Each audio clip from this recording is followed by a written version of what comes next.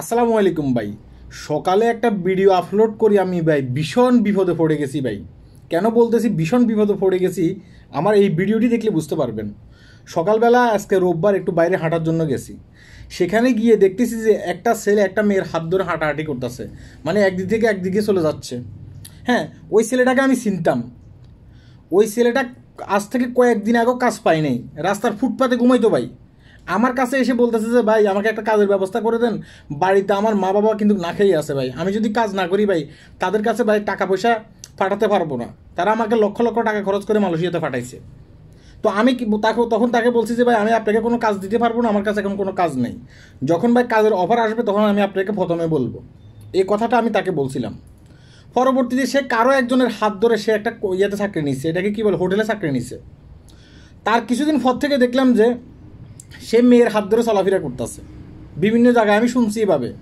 তার মানে সে দেশে টাকা পয়সা ঠিকমতো পাঠায় না, সে এখন কী করে, সে মেয়েদের পিছনে টাকা খরচ করে। আর আপনি যদি মালয়েশিয়াতে থাকেন অবশ্যই আপনি বুঝবেন যে কোনো ব্যক্তির পিছনে মেয়েরা টাকা খরচ করে না, মেয়েদের পিছনে ওই আমাদের বাংলাদেশে অনেকেই আছে, সবাই না অনেকেই আছে টাকা পয়সা এভাবে খরচ করে। তো আমি সতর্কমূলক এ ধরনের একটা ভিডিও দিছি, আপনারা কেউ এ ধরনের প্রলোভনও করবেন না ভাই। তার পরবর্তীতে আমি দেখলাম যে ওই বেয়াদফের ওই লুচ্চার বুঝছেন নি ফক্ক হিয়া অনেকেই দেখলাম যে আমাকে মেসেঞ্জারে এসে গালিগালাজ করতেছে, এবং কি কমেন্ট বক্সে এসে তার পক্ষ নিয়ে অনেকে কিন্তু সাফাই গাইতেছে। হ্যাঁ, অনেকেরই আমি দেখলাম যে, মানে সবাই না কিন্তু কিছু সংকট আর কি, অনেকে দেখলাম যে মেসেঞ্জারে এসে আমাকে গালিগালাজ করতেছে, বলতেছে আপনার কি সমস্যা এটা সেটা।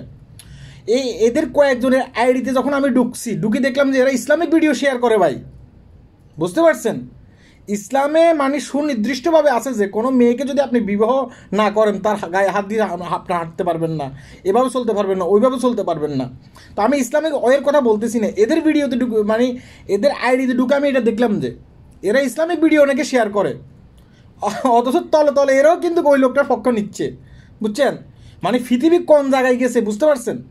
একদিক দিয়ে ইসলামের গান গাইবে আর অন্য দিক দিয়ে নারী নিয়ে মানে হোটেলে করবে, ফুর্তি করবে। এখন হোটেলের কথা যখন বলতেছি আরেকটু বলি, অনেক ক্ষেত্রে আপনারা দেখবেন যে বিভিন্ন হোটেলে অনৈতিক কাজে বাংলাদেশি কিছু লোক গ্রেপ্তার হয়েছে, ধরা পড়ছে, মেয়েদেরকে নিয়ে ধরা পড়ছে। এসব মালয়েশিয়ান পত্রপত্রিকাগুলোতে আসে, অনেক ক্ষেত্রে দেখবেন যে আমিও এটা নিয়ে ভিডিও করছি কয়েকবার। এইসব বদমাইশগুলো ওখানে গিয়ে ধরা খায়। আবার এরাই কিন্তু আবার ফেসবুকে এসে ইসলামিক গল্প করে, ইসলামিক ভিডিও শেয়ার করে, সাফাই গায়। এই বদমাইশগুলা বুঝতে পারছেন, এদেরকে আপনারা চিনে রাখবেন। এই বদমাইশগুলো এক মুখে দুই কথা বলে। এখন আমাকে বলতেছে আপনার কি সমস্যা ভাই, আমার সমস্যা না, আমি আপনাদেরকে সতর্কমূলক একটা ভিডিও দিছি, আমার প্রতিটা ভিডিও সতর্কমূলক হয়। হ্যাঁ, এখন আপনি মানবেন না মানবেন সেটা আপনার ব্যক্তিগত ব্যাপার। এবং কি যেই লোকটার ভিডিও আমি এখানে দিছি সেই লোকটার চেহারাটা পর্যন্ত আমি দেখাইনি, আমি দূর থেকে করছি যেন শুধু প্রমাণ সহকারে যেন মানুষ এটা বুঝতে পারে।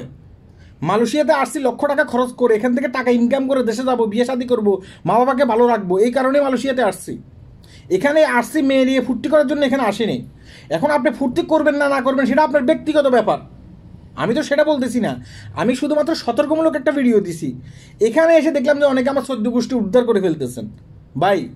হ্যাঁ, বেয়াদবি করার সিস্টেম আছে, কিন্তু দেখলাম যে আপনাদের আইডিগুলোর ভিতরে যাই দেখলাম যে ইসলামিক ভিডিও অনেক ক্ষেত্রে শেয়ার করতেছেন, এগুলো বাদ দেন। হ্যাঁ, ইসলাম কখনো বলে নাই যে আপনাকে বিয়ে করার আগে একটা মেয়ের হাত ধরে আপনি হাঁটতে পারবেন, হোটেলে যেতে পারবেন, এটা করতে পারবেন, সেটা করতে পারবেন, ইসলাম বলে নাই।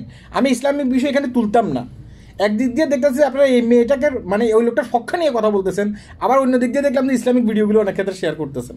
হ্যাঁ, তাই মানে একটা মুখের ভিতরে দুই মুখনীতি, এগুলো ঠিক না। বেইমানি বন্ধ করেন। আল্লাহ হাফেজ।